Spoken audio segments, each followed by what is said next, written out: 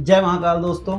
आज हम सुनाने वाले हैं एक ऐसी कहानी जो सिर्फ भारत ही नहीं बल्कि पूरे विश्व की सबसे बड़ी और सबसे रहस्यमय भविष्यवाणी। सोचो, एक ऐसा युग जहां धर्म खत्म हो जाए, अन्याय का राज हो और मनुष्य के मनुष्य होने की पहचान ही खत्म हो जाए। तब अंत में कौन आएगा हमारी रक्षा के लिए? कौन होगा जो पूरे विश्व में फिर से धर्म की स्थापना करेगा? दोस्तों, स्वागत है आप सभी का हमारे चैनल यात्री बंधु में, जहां हर एक कहानी ऐसा सफर है जो आपको ले जाता है समय के उस मोड़ पर जहां रहस्य के साथ साथ अद्भुत ज्ञान भी प्राप्त होता है। दोस्तों, पुराण कहते हैं कि जब विश्व में अधर्म अपने चरम पर होगा, मानव जाति से इंसानियत खत्म हो जाएगी एवं लोग केवल अपने स्वार्थ के लिए जीवित होंगे। तब उस समय आएंगे श्री हरि विष्णु के 10वें अवतार कल्कि, एक ऐसा अवतार जो ना श्री राम जैसा दयालु होगा और ना ही कृष्ण जैसे चतुर, बल्कि एक महायोद्धा जो अपने श्वेत घोड़े देवदत्त पर सवार होकर अपनी ज्वाला जैसे तलवार से अधर्म का सर्वनाश करेंगे। और सबसे बड़ी बात, उनकी मदद करेंगे वो लोग जो अमर हैं। जी हाँ, वो 7 चिरंजीवी जो आज भी इस धरती पर जीवित हैं। तो यात्री बंधु के इस सफर में तैयार हो जाइए, क्योंकि आज हम समझाने वाले हैं कल्कि अवतार की असली कहानी, माइथोलॉजी से लेकर विज्ञान और टेक्नोलॉजी तक। और इस वीडियो को अंत तक जरूर देखिए, क्योंकि हो सकता है कल्कि अवतार का रहस्य आपके दिमाग को हिला दे। आप सभी ये जानते हैं कि हम जिस युग में जी रहे हैं उसे हिंदू धर्म ग्रंथों के अनुसार कलयुग कहा गया है। विष्णु पुराण और श्रीमद् भगवद गीता दोनों बताते हैं कि कलयुग का आरंभ तब हुआ जब भगवान श्री कृष्ण धरती से अंतर्ध्यान हुए, और तभी से दुनिया एक ऐसे युग में दाखिल हुई जिसमें धर्म की चारपाई की सिर्फ एक टांग ही बची हुई है। सत्य, करुणा और पवित्रता सब धीरे धीरे खत्म हो गए।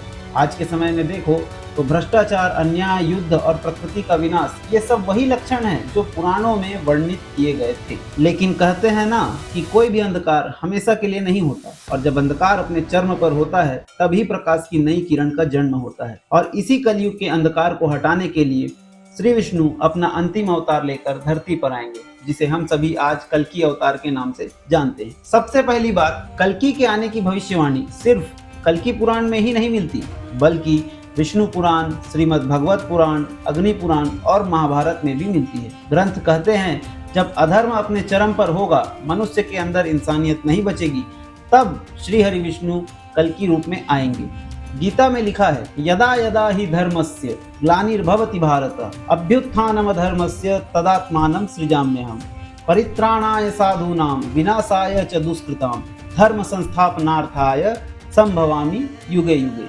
इसका अर्थ है, जब धर्म की हानि होती है और अधर्म बढ़ता है, तब मैं अपना स्वरूप रचता हूँ। साधु संतों की रक्षा करने के लिए, दुष्टों के विनाश करने और धर्म की पुनः स्थापना के लिए मैं हर युग में प्रकट होता हूँ। भविष्यवाणी के अनुसार कल्कि का जन्म एक छोटे से गांव संभल में होगा।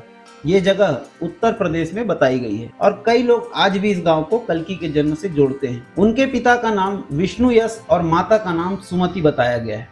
कहते हैं कि कल्कि अवतार का जन्म सावन महीने के शुक्ल पक्ष के पंचमी तिथि को होगा। कहा जाता है कि जब कल्कि का जन्म होगा उस समय दुनिया पूरी अंधकार में होगी।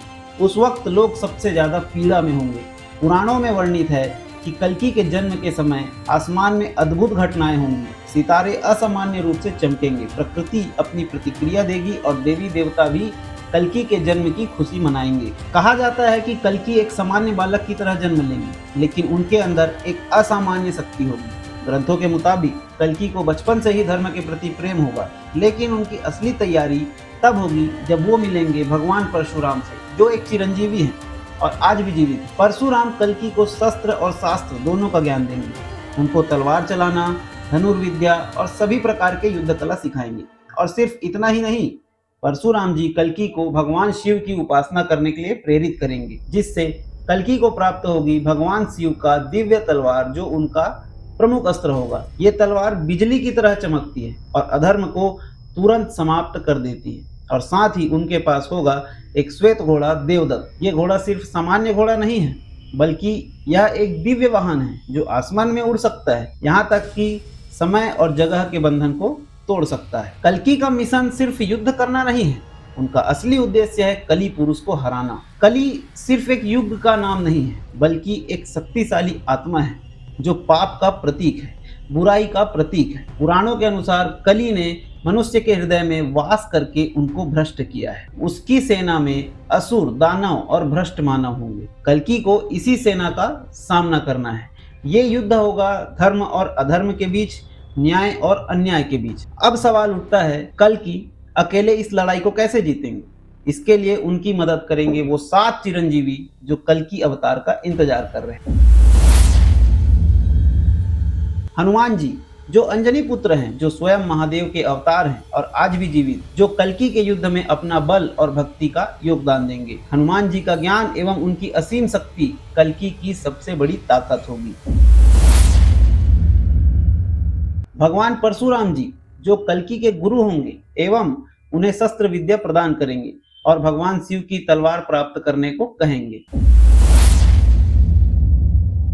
अश्वत्थामा जो गुरु द्रोणाचार्य के पुत्र हैं, महाभारत के अंत में श्री कृष्ण जी के श्राप की वजह से वो चिरंजीवी हुए। उनकी युद्ध कला अद्वितीय है। कल्कि अवतार के साथ मिलकर वे अधर्म के खिलाफ युद्ध करेंगे।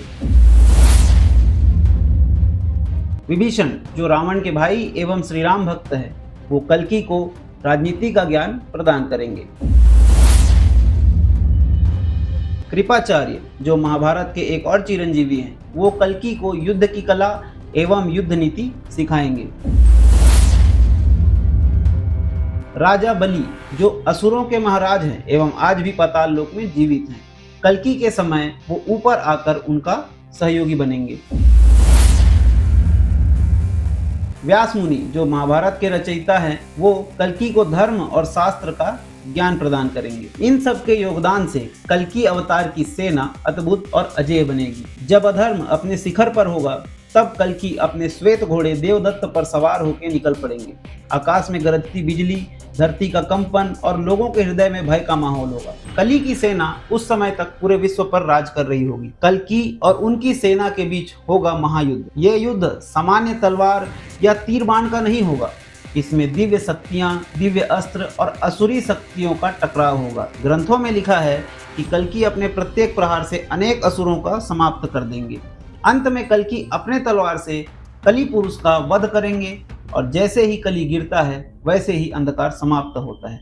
धरती एक नई रोशनी में जागती है। कल्कि के युद्ध के बाद दुनिया एक नई युग में प्रवेश होगी, जिसे सतयुग कहा जाएगा। यहाँ फिर से धर्म, न्याय, प्रेम, करुणा और शांति की स्थापना होगी। मानव एक बार फिर से पवित्र और ज्ञानवान बन जाते हैं। अब सबसे बड़ी बात, आज के युग में हम कल्कि अवतार को कैसे समझें?